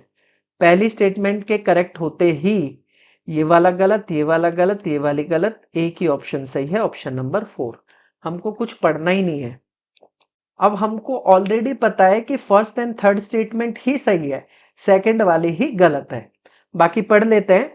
सेकंड स्टेटमेंट है the Golgi apparatus is responsible for modifying, sorting and packaging protein and lipid received from endoplasmic reticulum and it plays a की रोल इन लाइसोसोम फॉर्मेशन। ये statement तो correct है, ये गलत तो है नहीं। सेकंड स्टेटमेंट तो सही है, फर्स्ट भी सही है, सेकंड भी सही है, ऑप्शन गलत है क्या? पहले देख लेता हूं। फर्स्ट स्टेटमेंट सही है, सेकंड स्टेटमेंट भी सही है कि ये जो गोल्जी अपैरेटस है इसका काम है प्रोटीन। ये एक तरीके का अमेजोन या फ्लिपकार्ट है। इसका काम क्या होता है, जो प्रोटीन फॉर्मेशन होता है राइबोसोम से, उसका जो स्ट्रक्चर होता है प्राइमरी होता है, उसको सेकेंड या टर्सरी स्ट्रक्चर में कन्वर्ट करना, यानी मॉडिफाई, सॉर्टिंग और पैकेजिंग का काम है। और यहीं से ही जो ये लाइसोसोम होते हैं, इसका फॉर्मेशन भी कहां पर होता है, गोल्जी अपैरेटस के द्वारा होता है। ये भी एकदम करेक्ट स्टेटमेंट है। बाकी थर्ड स्टेटमेंट हम पढ़ते हैं। Ribosome is a membrane bound organelle found only in nucleus and they synthesize protein using mRNA templates through a process called transcription. तो ये थर्ड स्टेटमेंट है गलत। सेकंड सही है, फर्स्ट सही है, थर्ड गलत क्यों है? राइबोसोम मेम्ब्रेन बाउंड ऑर्गेनल नहीं होती है। राइबोसोम असल में होता क्या है, ये जो राइबोसोम है न्यूक्लियस है, न्यूक्लियस के ऊपर एक लेयर्स होती हैं, ऐसे ऐसे फोल्डिंग्स होती हैं जिन्हें बोलते हैं एंडोप्लाज्मिक रेटिकुलम। जो ये न्यूक्लियस की लेयर्स होती है या न्यूक्लियस की जो मेम्ब्रेन होती है उसमें फोल्ड्स हो जाते हैं, इनको बोला जाता है एंडोप्लाज्मिक रेटिकुलम। ये जो एंडोप्लाज्मिक रेटिकुलम दो तरह के होते हैं, एक होते हैं स्मूथ एंडोप्लाज्मिक रेटिकुलम जिन्हें बोलते हैं एससीआर, एक होते हैं रफ एंडोप्लाज्मिक रेटिकुलम। ये जो रफ होते हैं, रफ ये इस वजह से होते हैं, ये जो रेटिकुलम होते हैं इन पे गोल गोल ऐसे पार्टिकल से होते हैं। ये जो पार्टिकल होते हैं या ये जो सब्सटेंस होते हैं, यही होते हैं राइबोसोम। और राइबोसोम को ही कहा जाता है फैक्ट्री ऑफ प्रोटीन, यानी राइबोसोम पर ही प्रोटीन सिंथेसिस का काम होता है। और ये जो प्रोटीन सिंथेसिस है, इससे ट्रांसक्रिप्शन नहीं कहा जाता, ट्रांसक्रिप्शन कहा जाता है डीएनए सिंथेसिस को। प्रोटीन सिंथेसिस को बोला जाता है ट्रांसलेशन। तो यहां पर ये स्टेटमेंट हो जाती है गलत, थर्ड स्टेटमेंट हो गई गलत। बाकी फोर्थ स्टेटमेंट पढ़ लेते हैं। फोर्थ स्टेटमेंट है लाइसोसोम कंटेन्स हाइड्रोलाइटिक एंजाइम, एकदम करेक्ट है। लाइसोसोम को इसीलिए सुसाइडल बैग कहते हैं कि अगर ये फट जाए तो ये जो हाइड्रोलाइटिक एंजाइम है पूरी सेल को ही खा जाएगी। Capable of digesting old cells organelle and foreign particles and their rupture can lead to autolysis of the cell, एकदम करेक्ट है। यहां वो जो टर्म है कि इन्हें सुसाइडल बैग क्यों कहा जाता है उसको एक्सप्लेन किया हुआ है। तो फोर्थ स्टेटमेंट भी क्या है, वो भी सही है। वैसे अगर करेक्ट पूछा जाता तो first, second and fourth correct है, और गलत पूछा जाएगा तो थर्ड गलत है। तो यहां पे first, second and 4 correct, first second and 4 correct. यहाँ पर तो ये ऑप्शन समझ ही नहीं आ रहा है। खैर यहाँ ऑप्शन जो है वो गलत है। यहाँ पर अगर आंसर होगा तो इसका आंसर है ऑप्शन नंबर 3rd। मैं अगर वैसे ये स्टेटमेंट आप जैसे ही बना लेना, यहाँ पे आपको लर्निंग तो मिल ही गई है। यहाँ पर जो इनकरेक्ट स्टेटमेंट है वो एक ही स्टेटमेंट इनकरेक्ट है, वो है ऑप्शन नंबर या स्टेटमेंट नंबर 3rd। बढ़ते हैं नेक्स्ट क्वेश्चन की तरफ। अगला क्वेश्चन है question number 19। Which of the following is a group of bacteria found in human intestines whose presence in water indicate contamination by disease causing microorganism। निम्नलिखित में से कौन सा जीवाणु मानव आंतों में पाए जाने वाला जीवाणुओं का समूह है जिनकी जल में उपस्थिति रोग पैदा करने वाले सूक्ष्म जीवों द्वारा सदूषण का संकेत देती है। हमारी इंटेस्टाइन में कौन सा बैक्टीरिया पाया जाता है? तो वो पाया जाता है ई कोलाई, यानी एशरीशिया कोलाई, एशरीशिया कोलाई। और इस कोलाई से ही ये जो बैक्टीरिया है इसको बोला जाता है, मैंने इसे ऐसे ही याद रखा है, कोलाई यानी कॉलीफॉर्म। ये कौन से माइक्रो ऑर्गेनिज्म है? तो ये है कॉलीफॉर्म माइक्रो ऑर्गेनिज्म। ये अगर पानी में पाए जाते हैं तो ये इंडिकेट करते हैं कि पानी जो है वो कंटेमिनेटेड है। Option first Streptococcus. स्ट्रेप्टोकोकस से मुझे याद आता है स्ट्रेप्टोकोकस न्यूमोनियाई, स्ट्रेप्टोकोकस न्यूमोनियाई। ये जो बैक्टीरिया होता है ये किसको अफेक्ट करता है? ये रेस्पिरेटरी ट्रैक को अफेक्ट करता है, जिसकी वजह से जो एल्वेलाई होती हैं उसमें पस पड़ जाता है। तो ये वैसे ये ऑप्शन नहीं है, बाकी साफ लिखा हुआ है ना कि ह्यूमन इंटेस्टाइन में पाया जाता है और इसका पानी में होना कंटेमिनेशन को दिखाता है। तो इसका आंसर वैसे मैंने आपको दे ही दिया है, 3rd स्यूडोमोनास। ये जिनकी वीक इम्यूनिटी होती है उस पर अटैक करता है ये वाला बैक्टीरिया। क्लॉस्ट्रीडियम, क्लॉस्ट्रीडियम टेटनाई, इसकी वजह से एक डिजीज होती है जिसे कहते हैं टेटनस। इसमें क्या होता है? इस बीमारी में मसल स्टिफनेस हो जाती है, यानी ऐठन हो जाती है। और स्पेशली किस में हो जाती है? स्पेशली हो जाती है जबड़े में, जिसे कहा जाता है लॉक जॉ। क्या बोला जाता है? लॉक जॉ, यानी ये जो जबड़ा होता है ये लॉक हो जाता है। और ये होता किसकी वजह से? जैसा आप सब जानते हैं कि जंग लगे, लोहे का कुछ भी लग जाए, कील वगैरह लग जाए तो बोलते हैं ना टेटनस का इंजेक्शन लगवा लो। वो इसी वजह से ये बैक्टीरिया, वैसे ये धूल मिट्टी इन सब में ये बैक्टीरिया पाया जाता है। कौन सा? क्लॉस्ट्रीडियम टेटनाई, जिसकी वजह से कौन सी बीमारी होती है? टेटनस। बाकी इसका आंसर कौन सा है? कॉलीफॉर्म। बढ़ते हैं नेक्स्ट क्वेश्चन की तरफ। अगला क्वेश्चन है question number 20। What is the name given to the graph that shows all the combination of two commodities that a consumer can afford at given market price and within the particular income level in economic terms। उस graph को क्या नाम दिया गया है जो दो वस्तुओं के उन सभी संयोजनों को दर्शाता है जिन्हें एक उपभोक्ता दिए गए बाजार मूल्य पर और आर्थिक दृष्टि से एक विशेष आय स्तर के भीतर खरीद सकता है? आइसोकॉस, सप्लाई कर्व, बजट लाइन या डिमांड कर्व। तो ये आइसोकॉस्ट, ये समतट रेखा, ये गलत है वैसे, आइसोकॉस्ट लाइन। ये आइसोकॉस्ट लाइन क्या होती है?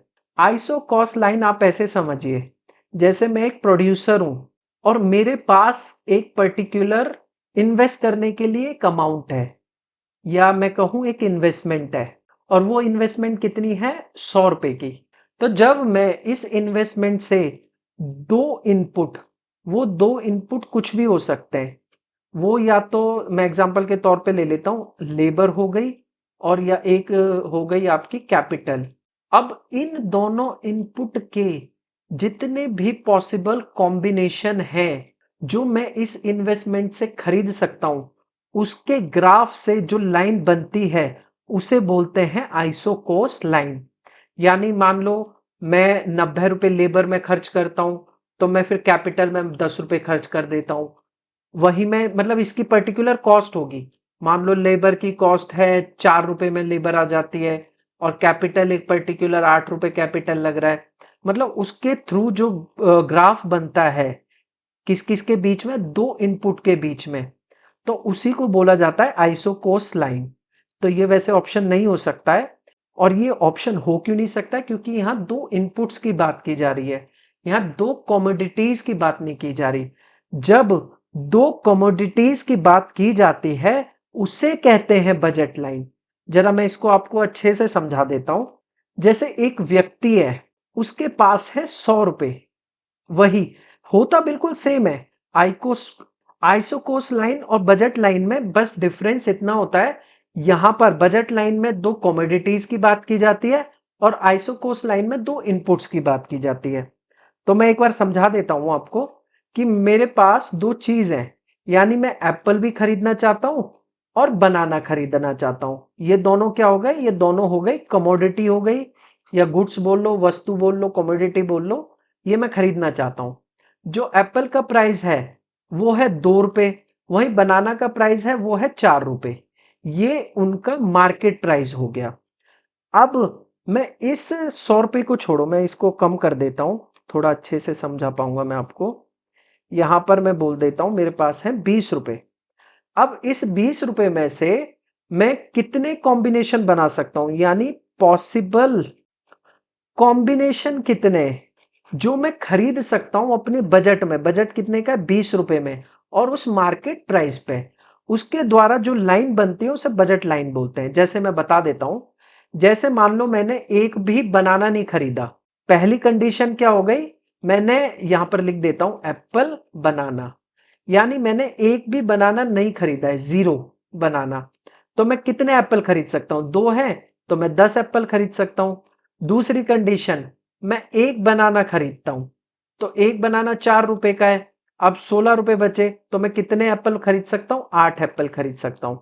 तीसरी कंडीशन, मैं 2 बनाना खरीद लेता हूं, 4 दूनी 8 रुपए के हो गए।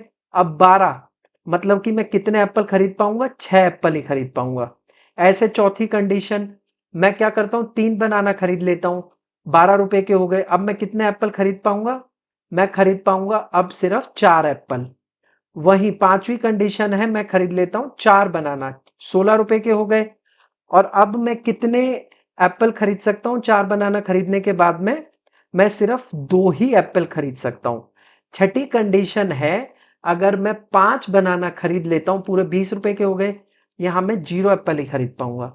अब ये दोनों के बीच का ग्राफ जो बनता है, यहां पर एप्पल रख लेता हूं, यहां पे बनाना रख लेता हूं, यहां पे दोनों 0 0 है। यहां पर एक बनाना, 2 3 4 5, 1 2 3 4 और 5। यहां पर एप्पल का भी ऐसे ग्राफ बनेगा। पहले कितने? 2 खरीद सकते हैं, फिर 4, फिर 6, फिर 8, फिर 10। यानी जब आ, 10 खरीदते, मतलब 10 एप्पल खरीदते हैं, तब 0 बनाना खरीदा जा सकता है, तो यहां एक पॉइंट होगा। फिर जब 8 खरीद सकते हैं, यहां पर एक, फिर ऐसे एक पॉइंट, ऐसे करते करते एक लाइन बनेगी। इस लाइन को ही बोला जाता है बजट लाइन। मैं समझता हूं मैंने आपको एग्जाम्पल से बहुत अच्छे से समझाया होगा कि दो कमोडिटी के बीच में एक पर्टिकुलर बजट के तहत एक जो मार्केट प्राइस है उसमें जितने भी पॉसिबल कॉम्बिनेशन बना सकते हैं हम क्वांटिटी के, उसके द्वारा जो लाइन निर्धारित होती है उसे बजट लाइन कहा जाता है। वैसे इसका फॉर्मूला भी होता है, वो फॉर्मूला होता है P1x1 प्लस P2x2 बराबर M। जहां पर ये P किसको डिनोट करता है? P डिनोट करता है प्राइस को। यहां पर P1 का मतलब है पहली कमोडिटी का प्राइस, P2 का मतलब है दूसरी कमोडिटी का प्राइस। X डिनोट करता है क्वांटिटी को, और ये M किसको डिनोट करता है? ये M डिनोट करता है मनी इनकम को। तो ये एक फॉर्मूला है, इसको भी आप याद रख सकते हैं, ये भी आपका बजट लाइन से रिलेटेड है। बाकी इसका आंसर है बजट लाइन। बाकी सप्लाई कर्व और डिमांड कर्व भी आपको मैं बता देता हूं। ये जो डिमांड कर्व होता है ये एक कंज्यूमर का व्यू होता है। कंज्यूमर का व्यू क्या होता है?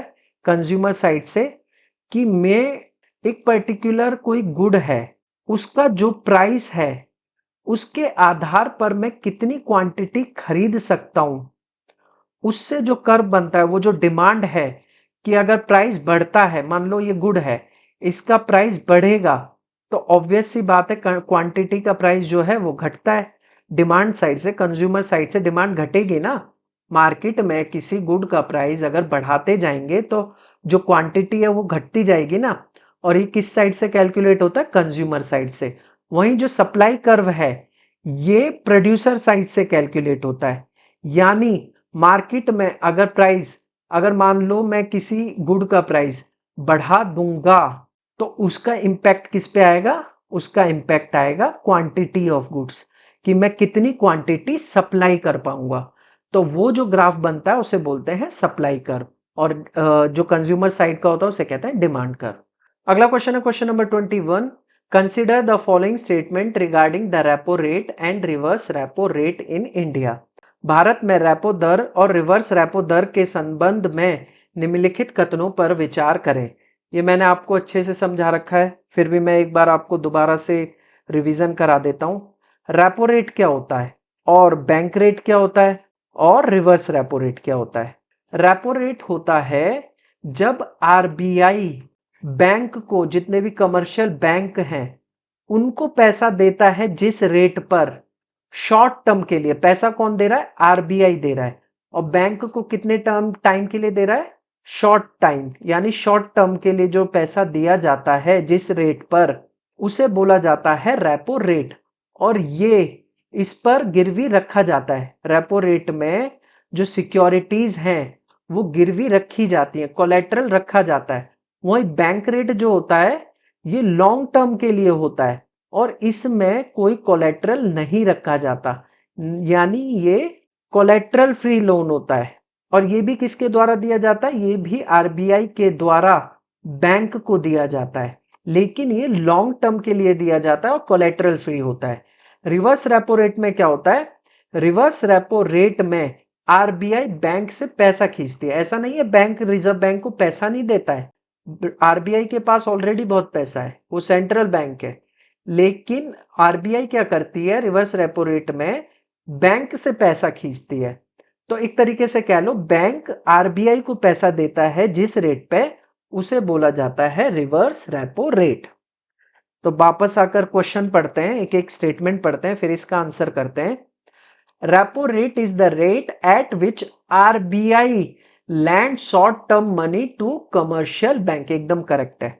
तो पहली स्टेटमेंट के करेक्ट होते ही यहां पर सही स्टेटमेंट ही पूछी है, कौन सी कथन सही है? तो पहली सही, पहली सही, पहली सही, फोर्थ ऑप्शन हो गया एलिमिनेट। अब यहां सेकंड एंड थर्ड, तो सेकंड पढ़ते हैं। Reverse repo rate is the rate at which RBI borrows money from bank. ये एकदम करेक्ट है। वो रेट जिस पर आरबीआई बोरो करता है बैंक से, उसे बोलते हैं रिवर्स रेपो रेट। एकदम करेक्ट। सेकंड स्टेटमेंट भी सही है। तो ये वाला ऑप्शन जो है ये हो गया गलत, दो एलिमिनेट हो गए। हमको नेक्स्ट स्टेटमेंट पढ़नी ही पड़ेगी। नेक्स्ट स्टेटमेंट है an increase in repo rate encourages bank to lend more aggressively to customer. देखो, अगर रेपो रेट बढ़ाई तो क्या होगा, मैं एक बार आपको बताता हूं। ये आरबीआई है, यहां ये बैंक है। अब आरबीआई से बैंक जो पैसा लेता है, मान लो 5% पे ले रहा है, एग्जाम्पल दे रहा हूं मैं, आप थोड़ा वो मत कहना कि ये रेट नहीं है वो रेट नहीं है, ये एग्जाम्पल के तौर पे बता रहा हूं। मान लो 5% पे लोन ले रहा है या 5% पे पैसा ले रहा है आरबीआई से, तो कोई दिक्कत नहीं है, बैंक लेता रहेगा। वहीं अगर इस दर को मैं दुगना कर दूं, 10% कर दूं, तो क्या बैंक पैसा लेगा? जब बैंक पैसा नहीं लेगा तो आगे कैसे देगा? तो एग्रेसिवली दे थोड़ी सकता है, लैंड थोड़ी कर सकता है। और आरबीआई ऐसा कब करती है? रेपो रेट को कब इंक्रीज करती है?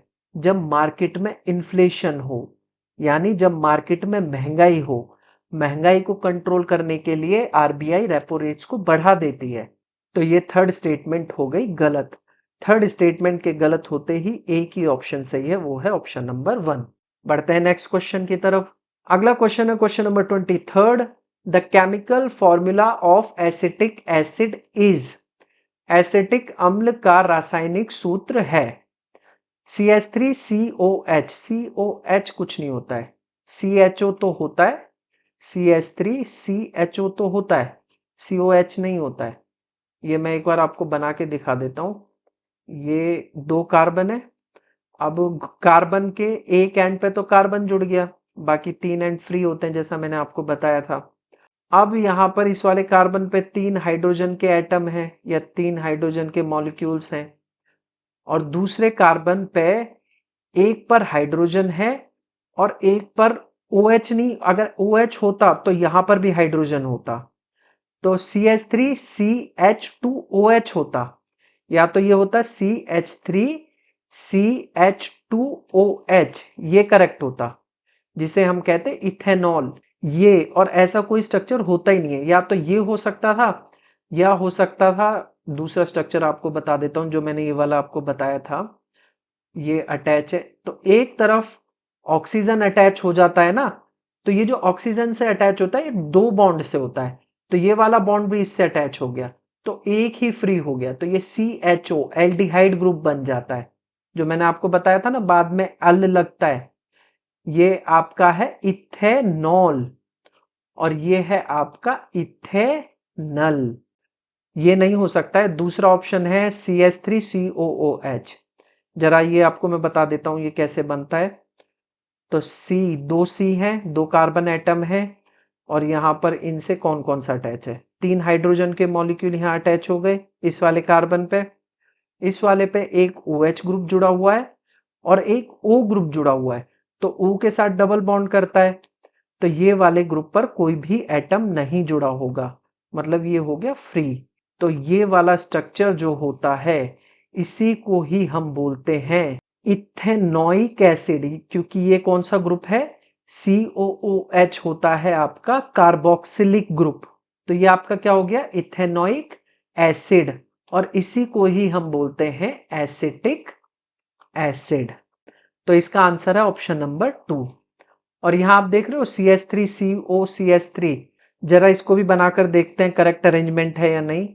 एक C पर 3 जुड़े हैं, तीन कार्बन है ना, एक दो तीन, इस पे भी तीन होंगे और इस पर भी तीन होंगे, H3, यहां पर भी H3 हो गया, करेक्ट है। और यहाँ दो इसके भुजाएं हैं, लेकिन मैं थोड़ा सा कैजुअली बोल रहा हूं, वो इसलिए ताकि आपको इजीली समझ में आए। तो अगर ऑक्सीजन का एंड जुड़ेगा तो यहाँ दोनों बॉन्ड किसको लग जाते हैं, ऑक्सीजन से अटैच हो जाते हैं, तो ये एंड हो जाता है फ्री, तो CH3COCH3, और ये होता है आपका एसीटोन। ये वाला स्ट्रक्चर एकदम करेक्ट है पर आंसर करेक्ट नहीं है। ये आपका कीटोनिक ग्रुप है, मैंने आपको बताया था ना, ये कीटोन होता है, जो खाली ऑक्सीजन अटैच होता है कार्बन से उसे बोलते हैं कीटोन। अब मुझे इसका केमिकल नेम आप कमेंट बॉक्स में बताना। अब ये CH2COH ये हो ही नहीं सकता, यहाँ पर आप एक कार्बन का ये जो एंड है अगर इसको मिटा दोगे, यहाँ पर जो कार्बन का वैलेंस इलेक्ट्रॉन है ये किससे अटैच होगा, किसके साथ बॉन्ड करेगा, तो ये तो स्टेबल ही नहीं हो पाएगा ना, तो ये भी कोई अरेंजमेंट नहीं बनता। तो इसका आंसर है ऑप्शन नंबर 2। ये बनाकर आप, मैं ये नहीं दिखा रहा कि आपको आंसर नहीं भी आता है ना, तो ये जो दो बन रहे हैं ये तो डायरेक्टली गलत हो जाते हैं ना, क्योंकि ऐसा कोई अरेंजमेंट होता ही नहीं है। ऐसे करके आप कई सारे ऑप्शन एलिमिनेट कर ले जाओगे, कई कई बार तीन एलिमिनेट करके लेके चले जाओगे। ठीक है, तो इसका आंसर है ऑप्शन नंबर 2। बढ़ते हैं नेक्स्ट क्वेश्चन की तरफ। अगला क्वेश्चन है question number 23। What was invented by Zacharia Jansen. Zacharias Jansen ने किसका आविष्कार किया था, टेलीस्कोप का, माइक्रोस्कोप का, स्टेथोस्कोप का या पेरिस्कोप का। वैसे ये पेरिस्कोप क्या होता है, जो आप देखते हो ना पनडुब्बी, सबमरीन, अब पानी के नीचे सबमरीन, इससे बाहर देखने के लिए ऐसे जो होता है, यहां अंदर से देख सकते हैं, ये जो टेलीस्कोप टाइप ही मतलब डिवाइस होता है इसको बोलते हैं हम पेरिस्कोप। तो पेरिस्कोप की खोज जेनसन ने की थी क्या, नहीं, पेरिस्कोप की खोज की थी डेवी ने। तो फिर स्टेथोस्कोप की होगी, नहीं, स्टेथोस्कोप की भी खोज की थी रेने ने, इनका पूरा नाम है रेने लैनिक, रेने लैनिक, रेने ने खोज की थी स्टेथोस्कोप की, तो ये ऑप्शन भी नहीं हो सकता। इसका आंसर है ऑप्शन नंबर 2, माइक्रोस्कोप। माइक्रोस्कोप की खोज की थी जकारियास जेनसन ने। और टेलीस्कोप की किसने की थी, ये आप मुझे कमेंट बॉक्स में बताना। तो बढ़ते हैं नेक्स्ट क्वेश्चन की तरफ। अगला क्वेश्चन है question number 24। Dharma guardian exercise recently seen in the news is conducted between which two countries. हाल ही में समाचारों में रहा धर्मा रक्षक अभ्यास किन दो देशों के बीच आयोजित किया गया था। ये नाम इसका हिंदी में भी धर्म गार्जियन ही रहेगा, धर्मारक्षक नहीं होगा।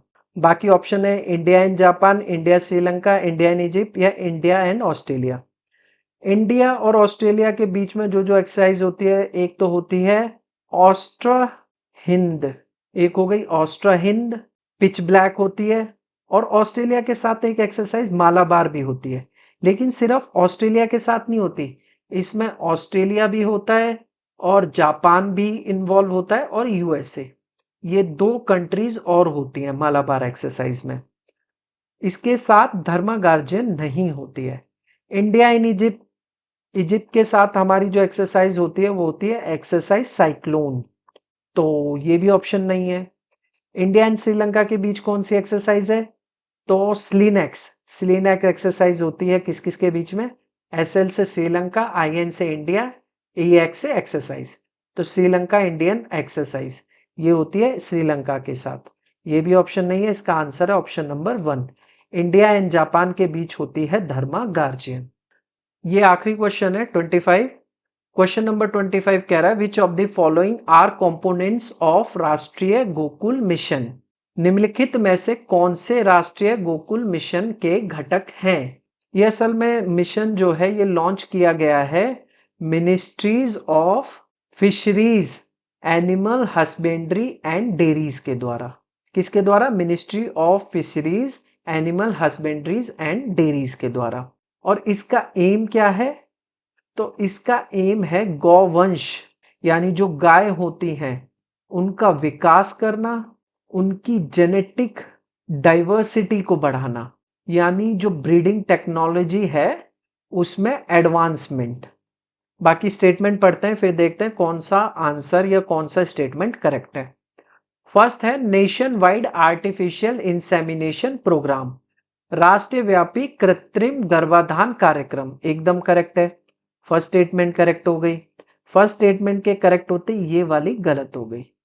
नेक्स्ट स्टेटमेंट है progeny testing and pedigree selection, ये भी सही है। संतति परीक्षण और वंशावली चयन, यानी एक बेहतर ब्रीड बनाने के लिए जो प्रोजेनी है उसकी टेस्टिंग भी कर रहे हैं इस प्रोग्राम के तहत, तो जो स्टेटमेंट 2 है वो भी करेक्ट है। First and second, first and third ये वाली हो गई गलत। दो अब इनमें से सही हो सकता है, हमको थर्ड स्टेटमेंट पढ़नी ही पड़ेगी। थर्ड स्टेटमेंट है implementation of in vitro fertilisation, IVF technology, ये भी करेक्ट है। क्यों करेक्ट है, क्योंकि रिप्रोडक्शन रेट को बढ़ाना है, यानी ये जो ब्रीडिंग है इसको एनहांस करना है, ब्रीडिंग टेक्नोलॉजी को बढ़ाना है। तो थर्ड स्टेटमेंट भी हो गई सही। इसके सही होते ही सारी स्टेटमेंट हो जाएंगी करेक्ट। बाकी यहाँ पर पूरे 25 सवाल होते हैं खत्म। आपको एक बेहतर एनालिसिस देने की कोशिश की है और आपको बहुत नॉलेज भी मिली होगी और लर्निंग भी मिली होगी। बाकी जिन्होंने मेरी वीडियो यहाँ तक देखी उनको दिल से धन्यवाद। Thank you for watching the video. अगर आप नए हैं तो चैनल को सब्सक्राइब करना मत भूलना, और अगर आपको वीडियो पसंद आई हो तो वीडियो को लाइक कीजिए और शेयर कीजिए। बाकी मिलते हैं ऐसे ही शानदार एनालिसिस के साथ नेक्स्ट वीडियो में। Till then keep learning, keep growing, bye bye.